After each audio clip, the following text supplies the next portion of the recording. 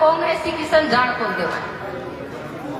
सबसे बड़ा झूठ इन्होंने आप लोगों ने देखा होगा लोकसभा में फैलाया था, और एक्सप्रेस वाला झूठ फैलाया था उन्होंने। वो खड़के साहब कह रहे थे ना कि एक्सप्रेस इंजन हम चलाएंगे, तो भाई इन्होंने झूठ का एक्सप्रेस इंजन लोकसभा में चलाया था। ईब को एक नया झूठ और ले आई, वो आपको बताऊंगी कि कौन सा झूठ लेके आए। 2014 में आरक्षण खत्म करने की 2024 का जो लोकसभा चुनाव था उसमें आरक्षण खत्म करने की बात कही थी कि नहीं कही थी कांग्रेस वालों ने, कि कांग्रेस को खत्म कर देंगे बीजेपी वाले आ जाएंगे, तो कही थी ना। क्या आरक्षण खत्म हुआ? नहीं हुआ। तो ये सबसे बड़ा झूठ वाला था, सिर्फ वोट बैंक के लिए और वो गद्दी के लिए उन्होंने झूठ बोला था। आप लोगों को डराया, आप लोगों को धमकाया कि आरक्षण खत्म कर देंगे और उसके नाम पर वोट बढ़ो।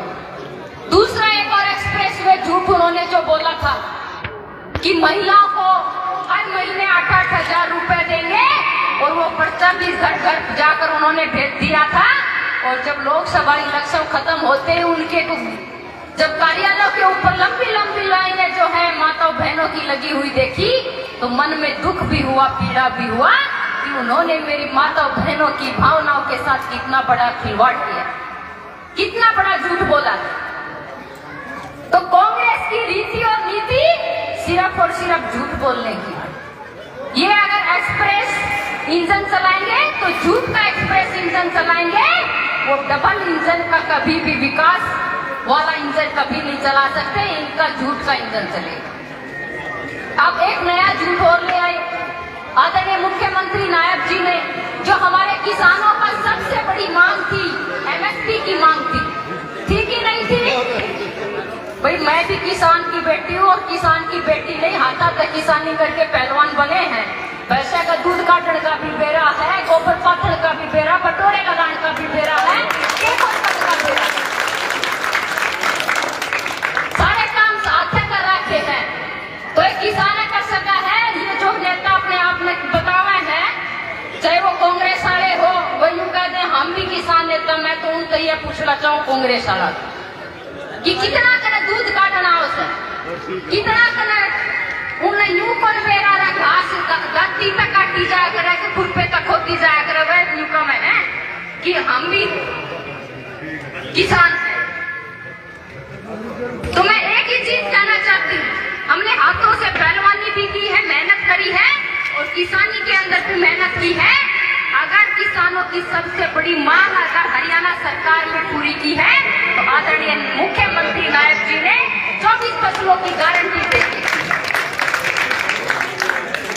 और जो गारंटी 24 फसलों के एमएसपी की गारंटी नहीं दी, बल्कि नोटिफिकेशन भी जारी कर दिया था साथ ही साथ।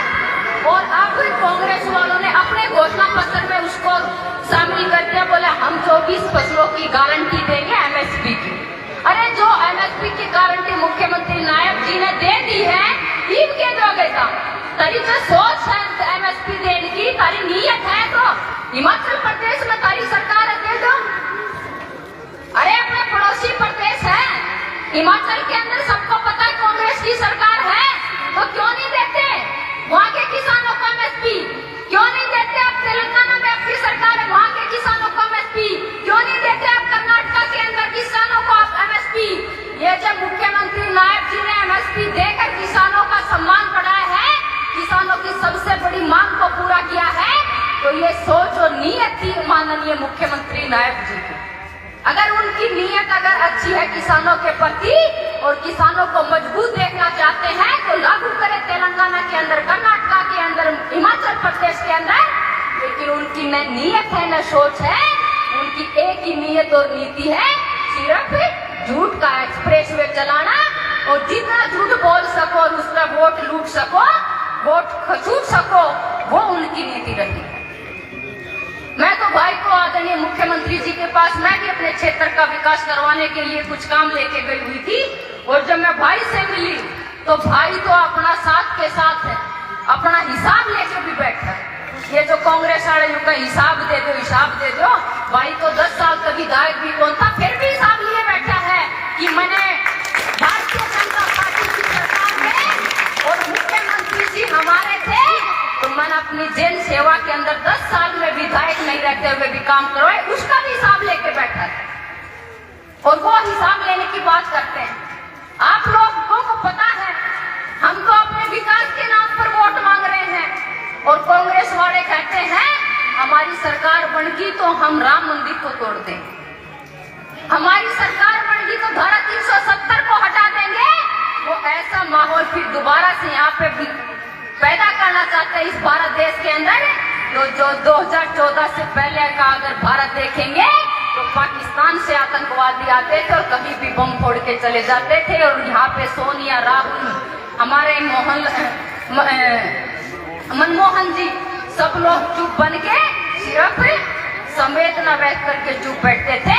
लेकिन आज का वो भारत है पाकिस्तान को भी मुंह तोड़ जवाब देता है और आतंकवादियों को भी मुंह तोड़ जवाब देता है। आज का वो भारत है। हमारे बच्चे तो सेना के जवान में, हमारे बच्चे तो सेना की वहां पे बॉर्डर पे जाके हमारी रक्षा करते हैं ताकि हम चैन की नींद सो पाए और हम आराम की जिंदगी जी पाए, जिसके लिए हमारे बच्चे जो हैं सेना की बॉर्डर के, हमारे देश के बॉर्डर के ऊपर जाकर सेना के लिए वीर जवान बनकर देश की रक्षा करते हैं। तो मैं एक ही चीज कहूंगी कि जब बटन दबाने जाओ तो अपनी अंतरात्मा से एक जवाब लेना कि हमारा अगर वास्तव में अगर किसी ने विकास किया है तो वो सिर्फ और सिर्फ मुझे पता है कि आपके दिल से आवाज आएगी कि भारतीय जनता पार्टी के प्रत्याशी, आपके बड़े भाई, आपके छोटे भाई, आपके पार्टी का नाम पर वोट मांग रहे हैं और कांग्रेस वाले कहते हैं हमारी सरकार बनेगी तो हम राम मंदिर को तोड़ देंगे, हमारी सरकार बनेगी तो धारा 370 को हटा देंगे। वो ऐसा माहौल फिर दोबारा से यहाँ पे पैदा करना चाहते हैं इस भारत देश के अंदर।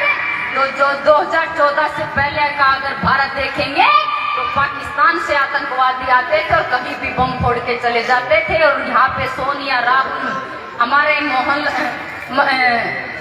मनमोहन जी सब लोग चुप बन के सिर्फ संवेदना व्यक्त करके चुप बैठते थे। लेकिन आज का वो भारत है पाकिस्तान को भी मुंह तोड़ जवाब देता है और आतंकवादियों को भी मुंह तोड़ जवाब देता है। आज का वो भारत है। हमारे बच्चे तो सेना के जवान में, हमारे बच्चे तो सेना की वहां पे बॉर्डर पे जाके हमारी रक्षा करते हैं ताकि हम चैन की नींद सो पाए और हम आराम की जिंदगी जी पाए, जिसके लिए हमारे बच्चे जो हैं सेना की बॉर्डर के, हमारे देश के बॉर्डर के ऊपर जाकर सेना के लिए वीर जवान बनकर देश की रक्षा करते हैं। तो मैं एक ही चीज कहूंगी कि जब बटन दबाने जाओ तो अपनी अंतरात्मा से एक जवाब लेना कि हमारा अगर वास्तव में अगर किसी ने विकास किया है तो वो सिर्फ और सिर्फ मुझे पता है कि आपके दिल से आवाज आएगी कि भारतीय जनता पार्टी के प्रत्याशी, आपके बड़े भाई, आपके छोटे भाई, आपके पार्टी का। और जब मुख्यमंत्री जी के पास काम लेके गए थे मैं तो भाई को देख के हैरान रह गई। भाई तो हाथ जोड़ के कह रहा, बोला जी मैं विधायक को ना, लेकिन विधायक वाले काम जो जितने हो सके मैं मेरे क्षेत्र में करवा सकूं उतने काम दे दो। मना सिर्फ काम का मतलब है और किसी चीज का मतलब को नहीं, मेरे क्षेत्र के काम होने चाहिए। और काम भी अगर मैं बताऊं जितना मुझे पता चला था, भाई मेरे सामने बैठा बता रहा था मुख्यमंत्री जी को कि मैंने 11 पावर हाउस बनवाए। एक पावर हाउस तो कि 2 अपने गांव में ही बने हैं, एक इस गांव में बना हुआ है। तो ये तो मैंने उस दिन सुना था और आज आप लोगों के मुंह से सुन लिया, तो मैं मानती हूँ कि भाई झूठ नहीं कह रहा था, सच्ची कह रहा था और इस बात को आप लोग भी कह रहे हैं। और मेरी माता बहनों के लिए, माताओं बहनों के लिए चाहे नारी शक्ति वंदन अधिनियम बिल लाकर माताओं बहनों को जो नेतृत्व दिया है, चाहे हमारे घोषणा पत्र के अंदर लाडली बहना योजना के तहत बहनों को हर महीने 2100 रुपए दिए जाएंगे। ये वो गारंटी है, ये प्रधानमंत्री जी की गारंटी है कि जो कहा है वो करके दिखाएंगे और उसको पूरा करके आप लोगों के बीच में दोबारा विकास के काम लेके आएंगे। कांग्रेस वाले विकास की बात नहीं करते, वो तो धारा 370 तोड़ने की कह रहे हैं, राम मंदिर हटाने की कह रहे हैं और फिर कभी झूठ बोलकर एमएसपी के ऊपर अपने घोषणा पत्र में शामिल कर रहे हैं जो एमएसपी की गारंटी मुख्यमंत्री जी ने दे दी। इवन है हम भी 24 फसला की गारंटी दे। अरे जो नायक जी ने कर दी काम क्या करोगे, करना है तो कर दो रे, लेकिन उनकी न सोच है न नीयत है। मैं तो कहती हूँ कांग्रेस वाले ये क्यों नहीं कहते कि अगर बीजेपी आड़ा ने इतने एम्स बना दिए तो हम उससे डबल बढ़ावेंगे। कांग्रेस वाले ये क्यों नहीं कहते अगर बीजेपी वालों ने आईआईएम और आईआईटी के इतने कॉलेज बनाए हैं, मेडिकल कॉलेज बनाए हैं, तो उससे दुगने बना के देंगे। लेकिन वो विकास की बात नहीं कर रहे हैं। जो विकास देश के अंदर भारतीय जनता पार्टी ने किया है उसको ढाने की वो घोषणा कर रही है। तो आप लोग देखिए कि अपने बच्चों के भविष्य के लिए, अपने बच्चों के भविष्य के लिए क्या दिशा हमें तय करनी है, ये आप लोगों को सोचकर वोट देना है। और आने वाली 5 तारीख को आदरणीय मुख्यमंत्री नायब जी को दोबारा से मुख्यमंत्री बनाकर और अपने बड़े तभी बनेंगे जब बड़े भाई को भारी बहुमत से यहाँ से जिता के देंगे। और यूं क्या करें, ईसा जनसेवक तो ढूंढे भी कौन मिले जो बीमारी में यूं बेरा को जीवेगा कि नहीं जीवेगा, उसके बावजूद भी रात का 12-12 बजे आप लोगों के बीच में खड़े रह के मैं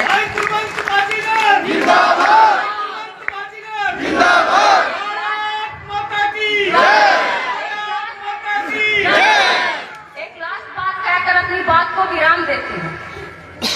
कोरोना का दौर सबने देखा है, पूरे विश्व के अंदर, पूरी दुनिया के अंदर हाहाकार मचा हुआ था और बाप का बेटा भी साथ छोड़ गया था और बेटा बाप का साथ छोड़ गया था कि कहीं मेरा भी कोरोना ना हो जाओ, कभी मैं घोड़ा जाके रोटी दूं तो मेरा भी कोरोना। उस टाइम अगर आप लोगों के बीच में अगर कोई सेवा कर रहा था तो वो आपका भाई कुलवंत बाजीगर आपके बीच में। तो इससे बड़ा जनसेवक कोई नहीं मिलेगा।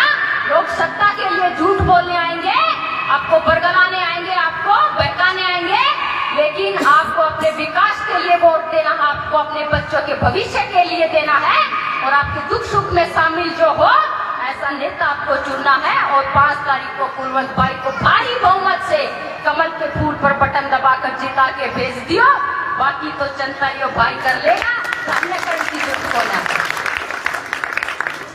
और कहते हैं जो लोग सफर की शुरुआत करते हैं अक्सर वही मंजिल को पार करते हैं।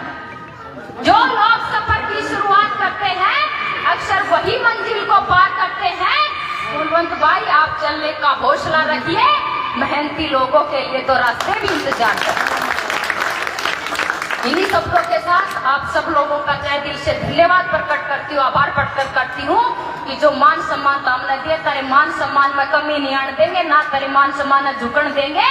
और 5 तारीख में कमल के फूल के बटन पर दबा दब बटन दबा दियो, खटाखट नहीं दबाना, दबा दब दबाना, ठीक है। बहुत